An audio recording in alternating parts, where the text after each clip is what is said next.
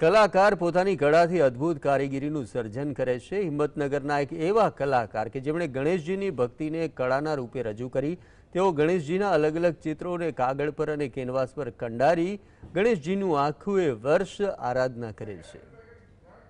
સર્જનની કલા અને ભક્તિનો ભાવ જ્યારે બંનેનું સંગમ થાય ત્યારે જે કારીગરી સામે આવે તે બેનમૂન હોય છે। હિંમતનગરમાં એક કલાકાર એવા પણ છે જેમની ભક્તિ ગણેશજીના વિસર્જનમાં નહીં પણ સર્જનમાં સમાયેલી છે। હિતેશ પંચાલ નામના કલાકાર વિઘ્નહર્તા ગણેશજીના પરમ ભક્ત છે। તેઓ તેમની આ ભક્તિ ચિત્રકારીના રૂપે રજૂ કરી છે।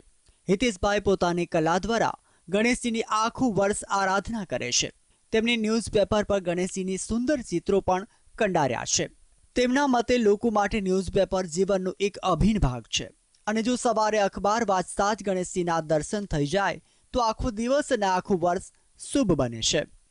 આ વર્ષે મને કંઈક નવું મગજમાં આવ્યું કે ચલો આજે ગણપતિની કંઈક એવી પ્રતિમા આપણે કંડારીએ કે જે યાદગીરી રહી જાય। તો મેં આ વખતે ન્યૂઝપેપર ઉપર 10 જેટલા અલગ અલગ વાજિંત્રો વગાડતા, પછી નૃત્ય કરતા, જે મારા દિલમાં મગજમાં જે આવ્યું કે ભાઈ ચલો આજે આ ગણપતિનું સ્વરૂપ આજે આપણે બનાવવું છે, તો મેં એ બનાવ્યું છે। પછી એક ગણપતિ મેં ડોટ પેઇન્ટિંગથી બનાવ્યા છે, જે ઝીણા ઝીણા ડોટ કરીને મેં લગભગ એનો મને બહુ સમય લાગ્યો હતો બનાવતા।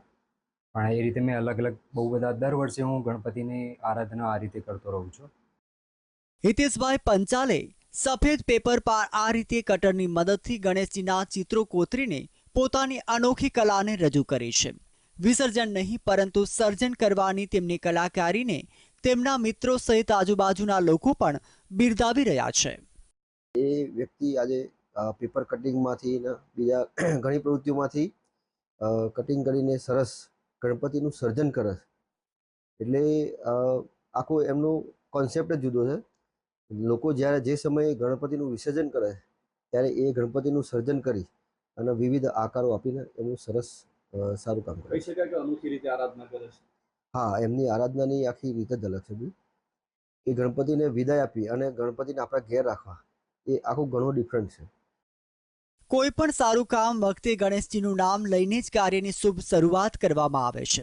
હિતેશભાઈ આખા વર્ષ દરમિયાન ગણેશજીના અલગ અલગ ચિત્રો કાગળ પર કેનવાસ પર કંડારે છે।